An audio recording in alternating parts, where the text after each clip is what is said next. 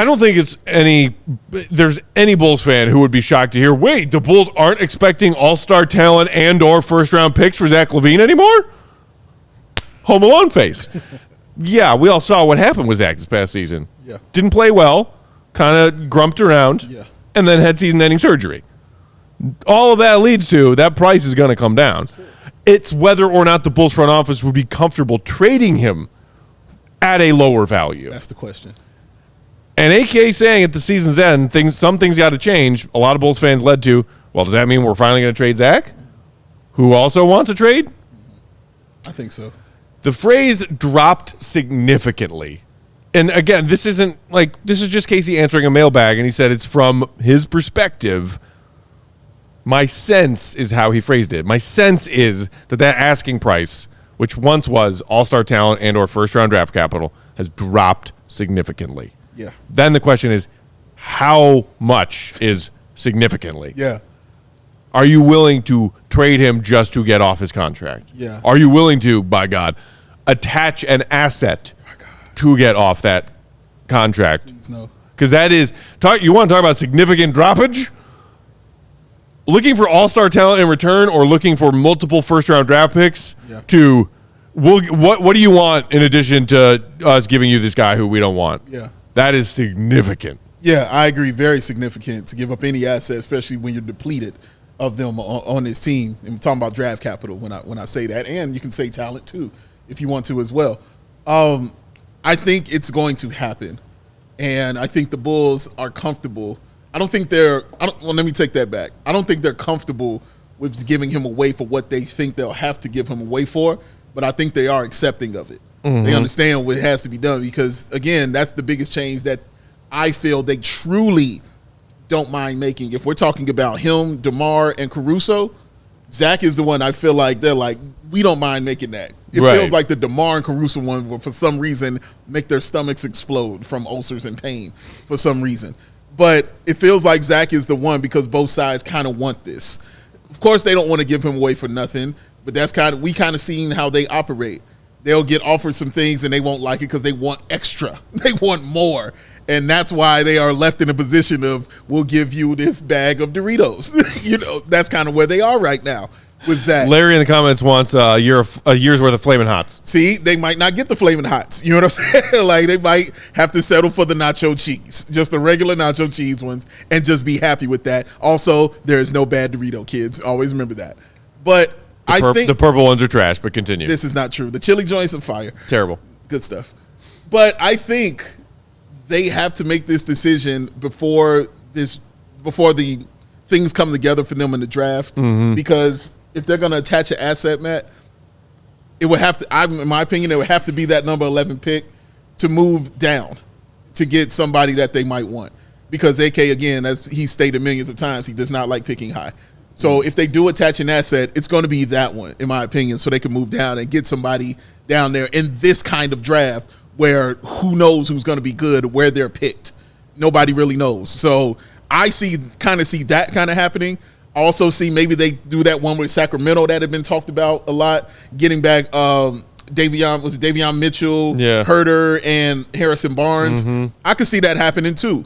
Those things can go down because those guys still have a little bit in them where, you could look like you field a slightly formidable team out there that could, perform on a nightly basis. Not going to win, but you could perform out there. So, yeah, I think that's the position they're in. Some of this they put themselves in, of course. Right. The others, other of it is Zach wants to be in this position because it's made it known, like, okay, it's fine. You can go ahead and trade me. Right. Drewish in the comments saying, AK cannot change this. He must seek Buddha. He must seek Christ. I see you, Drewish. Shout out Garoppolo. Yeah, I like that. Jet Rock saying, what frustrated me is that whenever Zach could drop a random 50-point game, fans were saying, Zach's the man, keep Zach. Those are the moments to trade him when his value is highest. Now it's too late. Fish, meanwhile, saying, I think them saying his price has dropped means that they have accepted his value. And that, I think, to me, is the key from where I'm sitting. Agreed. When it's a Casey Johnson mailbag, and he says, my sense is that the Bulls front office have dropped significantly their asking price for Zach, and both sides still want to find a trade for him. Yeah. Ideally, as soon as possible, maybe this offseason, maybe draft night, hypothetically. To me, if Casey's sense is accurate and the Bulls front office have woken up to reality and dropped that asking price a bit and are so intent, in fact, on trading him that they are willing to listen to those significantly lower offers, then it would be a departure from the norm that I think lots of Bulls fans have been frustrated about for years, which is that whether it be Gar and Pax or now AK, a front office that tends to overvalue their assets until it's too late to recoup value for said assets. It's a Bulls classic. That is why we are stuck where we are. Yeah. So them acknowledging, crap, we're kind of stuck here. We got to make a move. And again, which is why maybe you trade high on Zach when he was balling out leading into the trade deadline in the 22-23 season, and your team still looked like it was bound for a play-in tournament or at best a first-round exit. Mm-hmm. Maybe that's why you trade Alex Caruso at this season's trade deadline or last summer. Okay. Stop holding on to assets before they depreciate so much so that you cannot trade them. Yeah, and it's Zach now, and it might be DeMar if they sign him to a 2 or 3 year deal this summer. Yeah. And I appreciate the acknowledgement of this is not just an AK thing. This is a Bulls classic. It's a Bulls thing. This is a Bulls thing. They've been doing this for a long time, always holding on way too long to certain assets, and then saying, hey, league, we want the greatest players ever for this asset. No? Well, fine, watch out. And then they just be, okay. And then they're like, hey, league, we'll take a bag of your finest Doritos and kale right now for this player. Oh, no kale? Oh, all right. Give us the bubble tape. So, yeah, man, they've been doing this for a long time. This isn't new, sadly. And I hate the fact that we have to go through this again and again and again. And again. And then one more time after that when it happens. But I really do think it's going to happen very soon for Zach LaVine, man. Peace, Kev. I really think it's going to happen very soon for Zach. And by very soon, I mean around that draft night. I think that draft night is going to be crazy. It could be some weird-ass fireworks with teams being like, what do we do in this draft? Right. I don't know. Let's make a trade. Let's do something. We feel more confident making a trade of players who haven't been drafted yet than we do selecting a draft pick. Seriously, these next 2 years of these drafts are going to be defining. One, because no one knows what they want in this one, so you'll see I think you'll see different trades and guys moving up. And the next one, because of just how stocked and talented it is, it's going to be a weird kind of season. What teams are really going to want to be in the race, and what teams are going to pull the plug early and say, "Nah, we're not in this. We're good." You know what I'm saying? Go ahead, and we'll just do something else. These next 2 years are going to be fun for me. They're going to be kind of fun and interesting to watch. And I want my team to be on the side of fun and the good stuff. Please, just be on the side of the good stuff, man.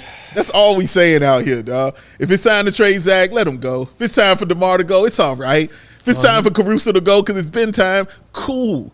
But damn, you know what I'm saying? You got to make these decisions. Fun as a Bulls fan. Fun as a Bulls. It's a thing. What's that like? Oh, man, I can regale you with tales of what it was like to be a Bulls fan when it was fun. Jan. I feel bad for young Joey, man. Oh, didn't get a lot of it, man. Yeah, young Spathis got some of that with the D-Rose Joakim years. Super young Joey when he was rocking jerseys that couldn't fit him down to his ankles and stuff. When he was seeing that, yes, it was cool to him. But simpler times. Andrew in the comments saying, I still say DeMar's value can only go down. Move him now.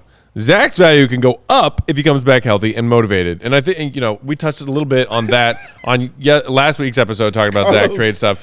I do think there is a world in which Zach LaVine can take his flooded basement trade value right now and bring it back up to the kitchen floor. Yes.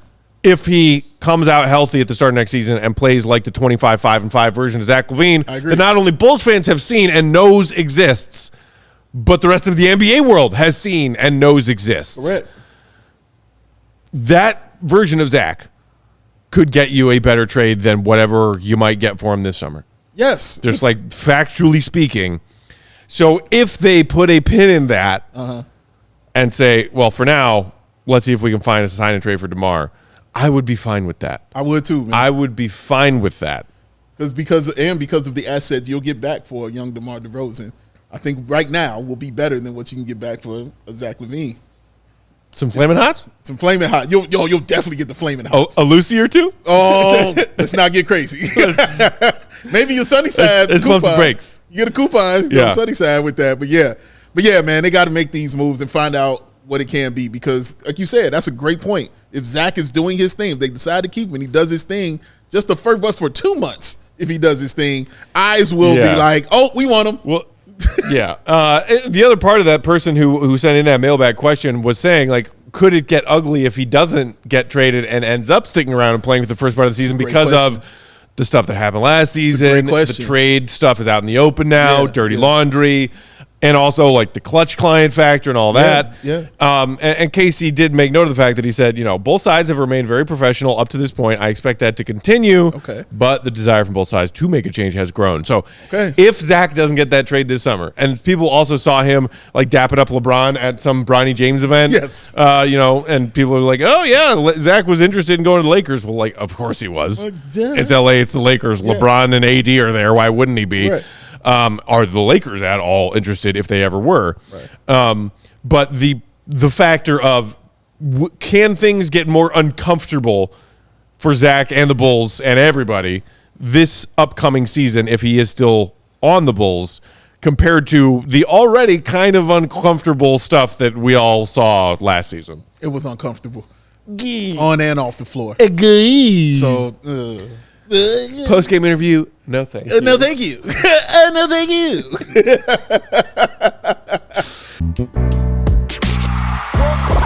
We all silly like the mayor.